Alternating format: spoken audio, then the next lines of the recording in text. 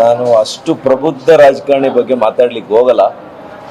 ನನಗೆ ಇವತ್ತು ಹೊಣೆಗಾರಿಕೆಯನ್ನ ನನ್ನ ಜನ ಏನು ಕಳೆದ ಒಂದು ವರ್ಷದ ಹಿಂದೆ ಅನಿರೀಕ್ಷಿತ ಸೋಲಾಗಿದೆ, ಅದನ್ನ ಈ ಒಂದು ವರ್ಷದ ಅವಧಿಯಲ್ಲಿ ಏನು ಅವರು ಕಳ್ಕೊಂಡಿದ್ದಾರೆ ಅವರು ಅರ್ಥ ಮಾಡ್ಕೊಂಡಿದ್ದಾರೆ. ಅವರು ಮನೆ ಮಗ ಇದ್ದಾಗ ಯಾವ ರೀತಿ ಕೆಲಸ ಆಗ್ತಾ ಇತ್ತು ಅದನ್ನು ನೋಡಿದ್ದಾರೆ. ಇವತ್ತು ಕ್ಷೇತ್ರ ವ್ಯಾಪ್ತಿ ಹೆಚ್ಚಾಗಿದೆ. ನನಗೆ ಒಂದು ಕ್ಷೇತ್ರದಿಂದ 8 ಕ್ಷೇತ್ರ ಆಗಿದೆ.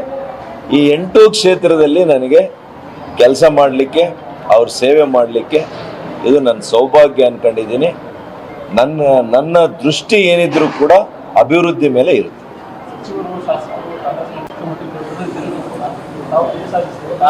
ಹೌದೌದು, ನಮ್ಮ ಲೋಕಸಭಾ ಕ್ಷೇತ್ರದಲ್ಲಿ 2 ಮಂತ್ರಿಗಳು, ಒಬ್ರು ಬಹಳ ಕೇಂದ್ರ ಸಚಿವರು ಆಗಿದ್ರು, ಇನ್ನೊಬ್ರು ಈಗ ತಾನೇ ಮೊದಲನೇ ಸಲ ಸಚಿವರಾಗಿದ್ದಾರೆ.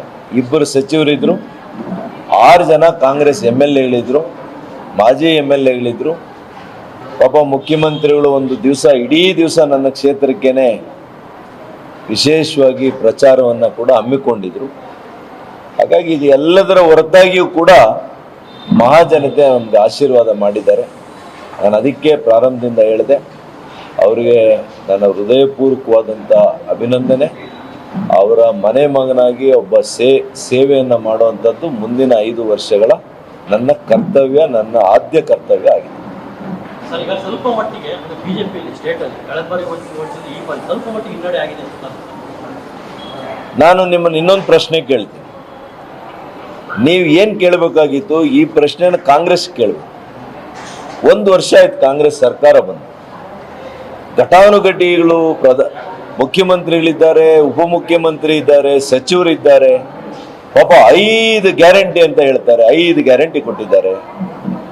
ಮಹಿಳೆಯರನ್ನು ಉದ್ಧಾರ ಮಾಡಿದ್ದೀವಿ ಅಂದವ್ರೆ, ಪರಿಶಿಷ್ಟ ಜಾತಿ ಪರಿಶಿಷ್ಟ ಪಂಗಡದ ಎಲ್ಲ ಬಡವರನ್ನ ನಾವು ಉದ್ಧಾರ ಮಾಡಿದ್ದೀವಿ ಅಂತ ಹೇಳಿದ್ರು, ರೈತರನ್ನ ಉದ್ಧಾರ ಮಾಡಿದ್ದೀವಿ ಅಂತಂದ್ರು.